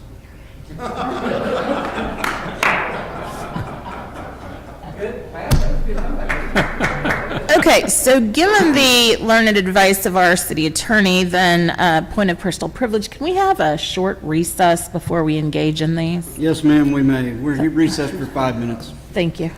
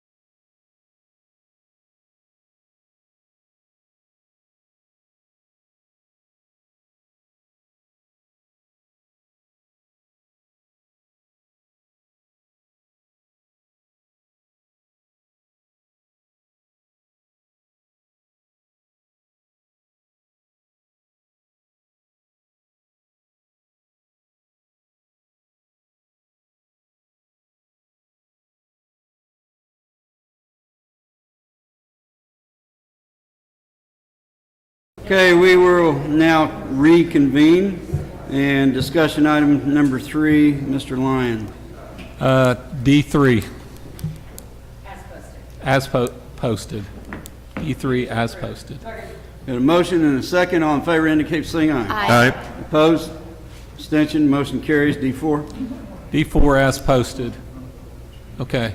Yeah, just for the record, to let everyone know, D3 through 10, really excluding 8, but D3 through 10 have been to the Ordinance Review Committee, been reviewed and approved. Questions have been answered. Staff reviewed, questions answered. So D8, we'll get to it. I'll read D8. Motion and a second. All in favor indicate by saying aye. Aye. Opposed? Abstention? Motion carries. D5. D5 is posted. Got a motion and a second. All in favor indicate by saying aye. Aye. Opposed? Abstention? Motion carries. D6. D6 as posted. Motion and a second. All in favor indicate by saying aye. Aye. Opposed? Abstention? Motion carries. D7. D7 is posted. Second. Trying to jump in there. Second. Have a motion and a second. All in favor indicate by saying aye. Aye. Opposed? Abstention? Motion carries. D8, Mr. Lyon. D8, discussion, consideration, possible action to adopt an ordinance amending the Midwest City Municipal Code, Chapter 15, Fire Protection and Prevention, Article 3, Section 15 through 61, adopted and providing for repealer and severability. This is an amendment required by state statute, which is why it wasn't on the Ordinance Review Committee. Well, if it's required by state statute, it doesn't matter what we discuss. I'll make a motion to approve. Second. Got a motion and a second. All in favor indicate by saying aye. Aye. Opposed? Thank you, Fire Chief. Go sit down, Bert. You knocked it out of the park there, Bert. D9 is posted. Motion and a second. All in favor indicate by saying aye. Aye. Opposed? Abstention? Motion carries. D10. D10 is posted. Motion and a second. All in favor indicate by saying aye. Aye. Opposed? Abstention? Motion carries. Wow, that was pretty cool. Yeah, let's do that again. I make a motion that all meetings proceed forward like this in the future. Thank you. Motion and a second. All in favor indicate by saying aye. Oh, well, it's not on the agenda. I'm sorry. Uh-oh, just about did it. Item number 11, Mr. Lyon. Discussion, consideration, and possible action of 1, approving a list of candidates for municipal judges consisting of Gary Bachman, Adam Bush, David Howe, and Joel Porter, and 2, approving Farley Ward as an alternative. Hey, I do have some questions about it. Yes, ma'am.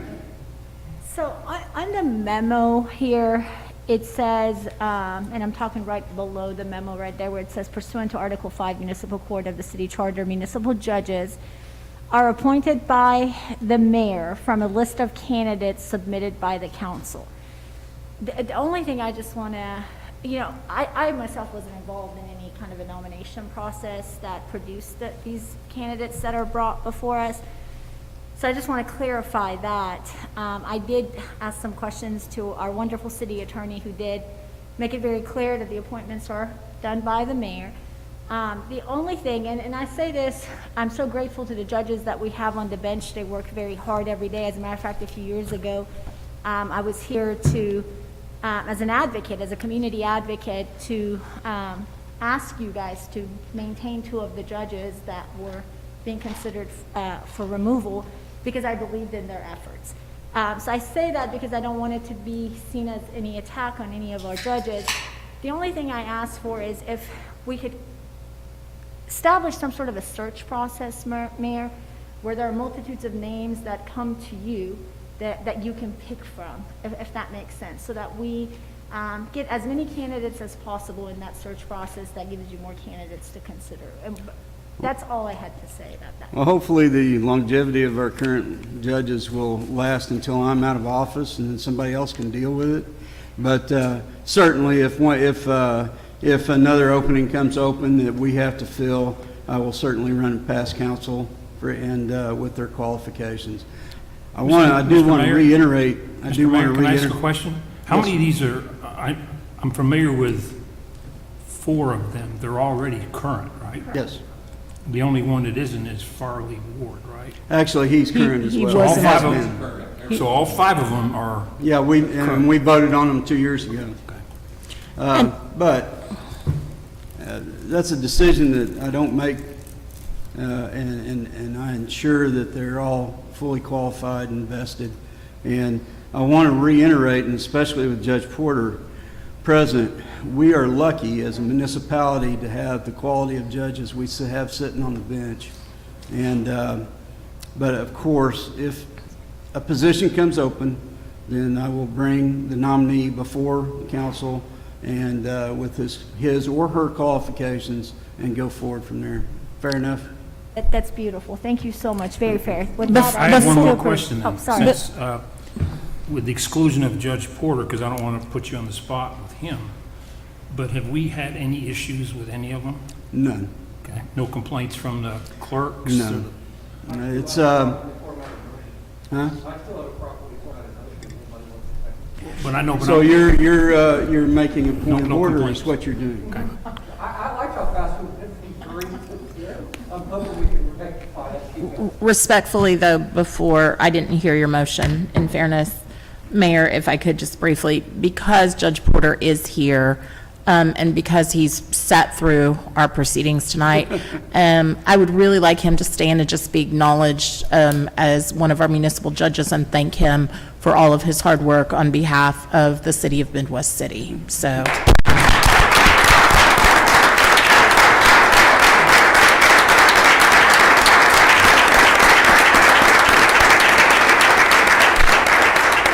I do want to add that Judge Porter handles most of our juvenile docket, and he truly has a heart in that area. Judge, thank you. When I was a young police officer on the east side of Oklahoma City, I knew his dad and watched him grow up. Okay, well, that's we a... do have a properly formatted motion. Do I have a Second, absolutely, second. I've got a motion and a second. All in favor, indicate by saying aye. Aye. Opposed?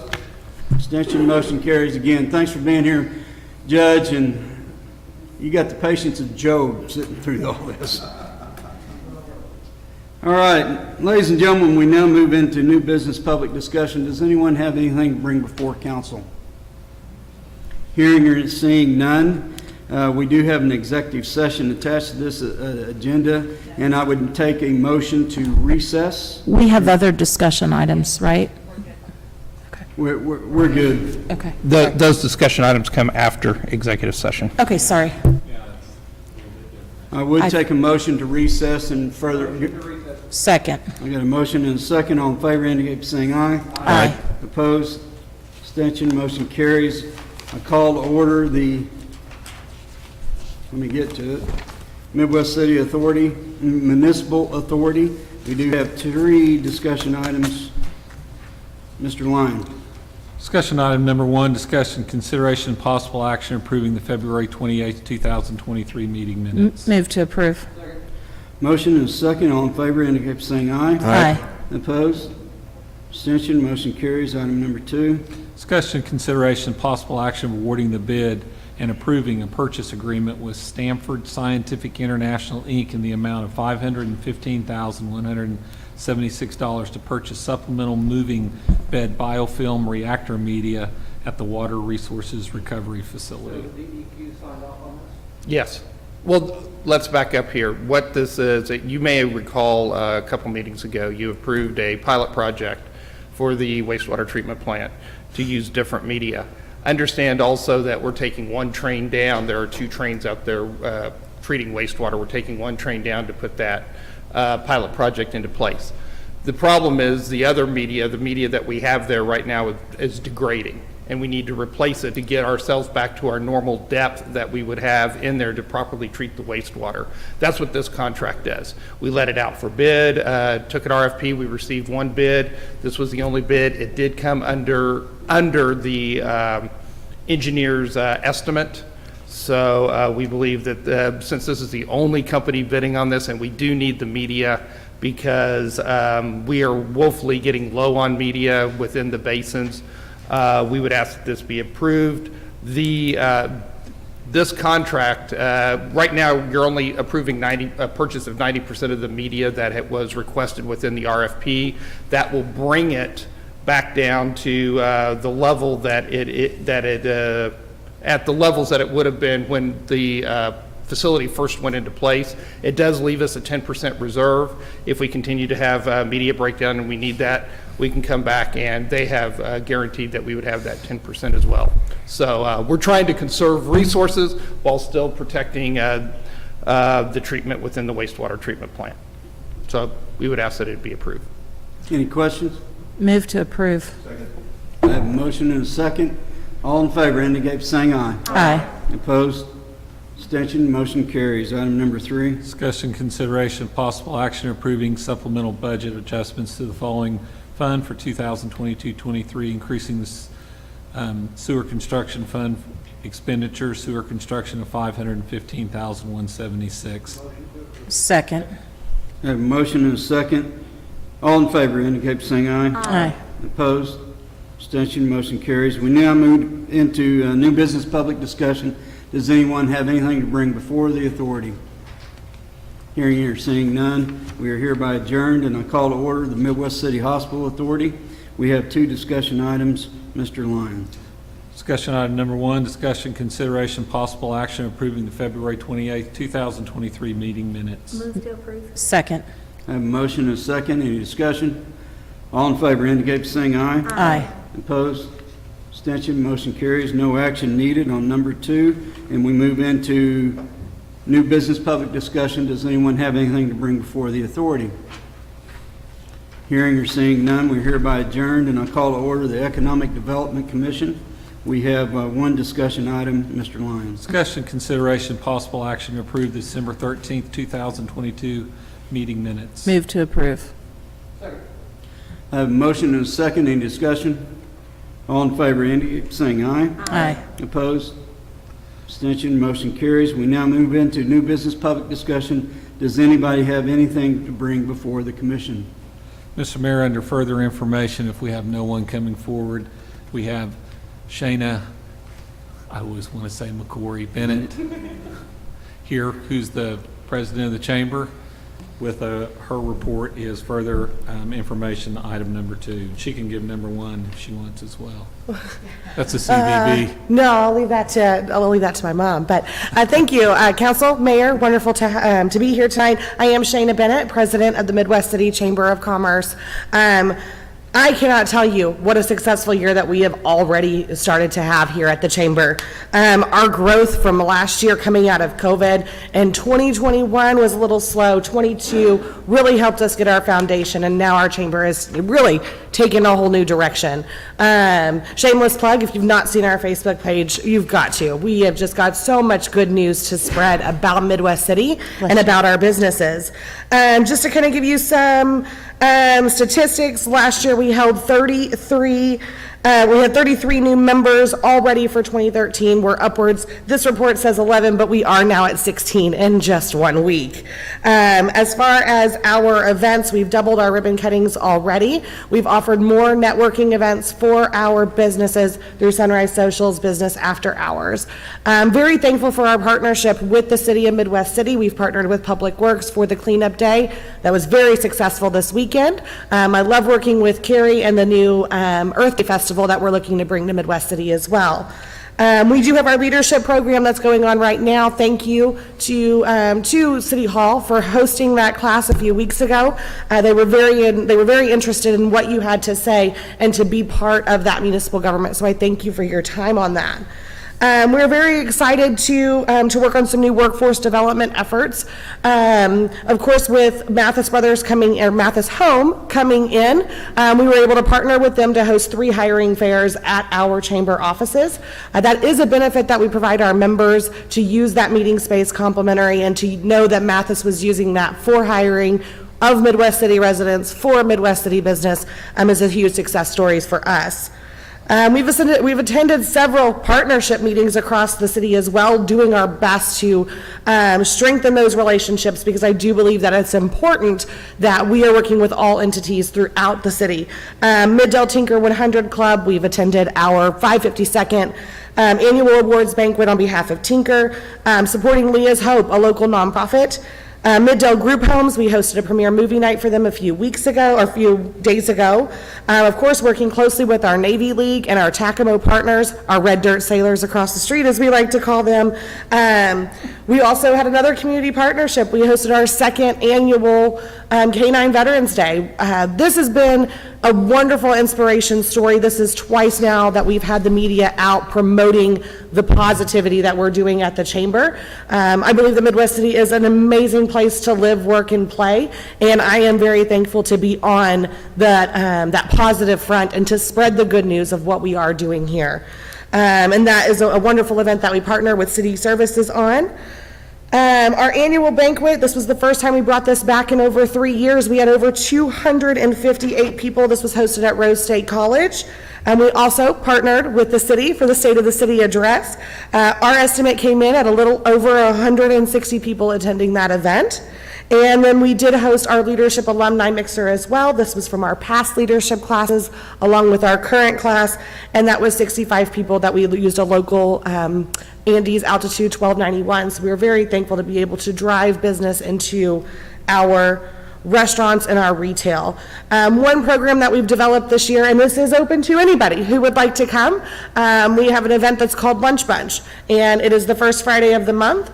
We pick a restaurant that is a chamber member, but everybody pays on their own, and it's just a way for the community to come together, but more importantly, focusing on shopping local and helping those restaurants succeed.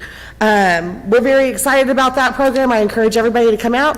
Again, you don't have to RSVP. You don't even have to talk to anybody if you don't want. You don't have to sit with me. You can sit all by yourself, but we might not let you do that. Focusing heavily this year on our membership and ensuring that we are focusing on business retention in Midwest City. I say my board hears this. My community partners that attend our board meetings hear this.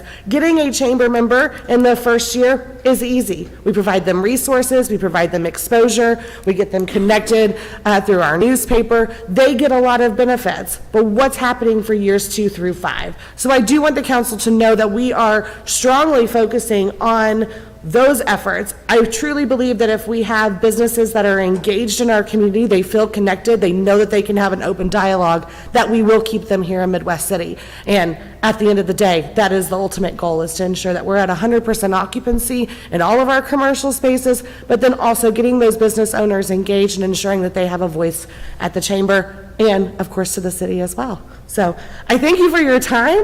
I know I speak really fast, and so I'm sorry for everybody that couldn't keep up, but please let me know if there's anything else that we can do at the chamber to serve the city and to serve our businesses. Thank you. Shana, before you leave, so the business retention piece, I greatly appreciate. It's one of the concerns that I've had for years. Absolutely. And again, Mr. Coleman does an excellent job with recruiting new businesses to Midwest City. However, we keep losing businesses also, and having follow spaces does us no good. Absolutely. So I know that you all were seeking to fill a position that deals in part with retention, and I'm not sure if you've done that yet or not, but any of the retention activities that you can bring to us, that there's anything that we can do to participate in, I personally would be very interested in that, because again, that's the biggest concern that we hear from business owners is, Absolutely. We're kind of out here afloat and no one is helping us keep the doors open. So. Absolutely. And while the chamber is pro-business, of course, we are a membership organization, and those resources and those connections we provide to our members first. And so that is a step in ensuring that they're engaging with the chamber, that they understand what we have available. I truly believe that as we get more members and we do develop this fourth position, that retention, keeping them here, making sure that they feel a connection with the community. My board today had a strategic planning session as well, and the ideas that they presented, the direction that we're wanting to take our chamber, not just in the next 365 days, but 3 years, 5 years, 10 years down the road, is incredible. And I'm so thankful for the support of the city and the board members that I have that are here tonight. Shana, you might talk about Whitney Albus and kind of that connection with Rose State too. 'cause Absolutely. because of developing story. Whitney Alvis is with the workforce development team at Rose State College. She partners with me for the Tinker and the Primes Conference. They run our SSIs, that is a supplier search interview.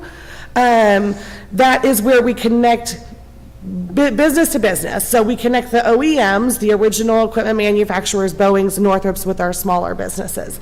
Whitney and I are also working on workforce development programs. How can we get our students on an elementary and middle school level into STEM programming to support our aerospace industry, but not just that sole focus on the needs that Tinker has. What is it that we need to develop here? So the Chamber is working with several of our owners to launch a new program called Strategies for Success. And this is to bring business owners together to teach them skills that we all need to know to move forward. And Whitney is a huge part of that, developing leadership programs. It's pretty incredible. We're extremely busy, but I know that the work that we are doing is good and that our business owners are seeing a difference. So we certainly hope that that programming continues our retention. And then again, just strengthening that relationship with Whitney. She is an incredible woman. We're very, very lucky to have her in Midwest City and to have her at Rose State. And so that collaboration is going to be valuable moving forward. Excellent. Thank you so much. Awesome, you're welcome. Any other questions? Thank you, Ms. Bennett. Awesome, you're welcome. I want to add to the council that she does all this with a staff of 3. Yes. And just one last thing. On behalf of the residents of Ward 5, we thank you and the Chamber for coming and helping with the Mid-America and really organizing that. We will forever be grateful. Thank you for everything. One city, one team, right? No action needed on that particular item. Hearing no more business to bring before the commission, we hereby adjourned, and I call to order the Special Economic Development Authority. We do have a consent agenda, and the chair to entertain a motion to approve the consent agenda along with the 2 addendum items. I think that was a motion over there, so I'll second that. To include the 2 agenda items as well, or the amendment? Addendums.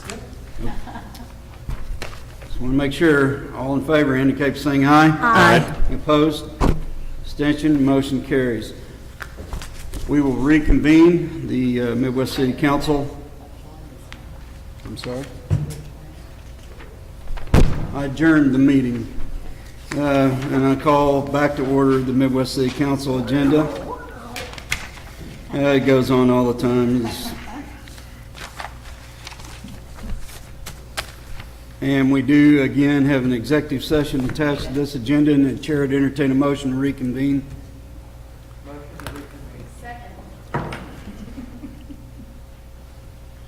I have a motion and a second. All in favor indicate by saying aye. Aye. Opposed? Abstentions? We reconvene. Mr. Lyon, can you read the executive session? Discussion and consideration of possible action.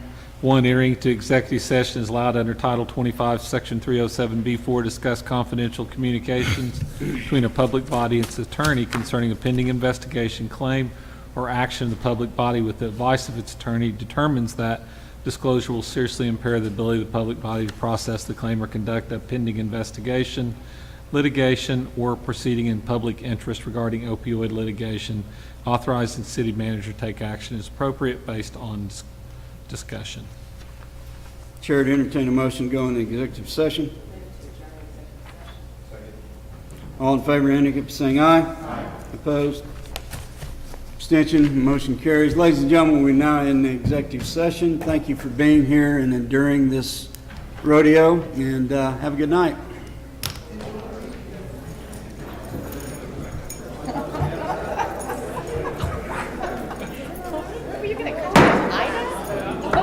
I don't know. You know, it's easy to be a critic. It's real easy to be a critic. I'm not being a critic. Yeah.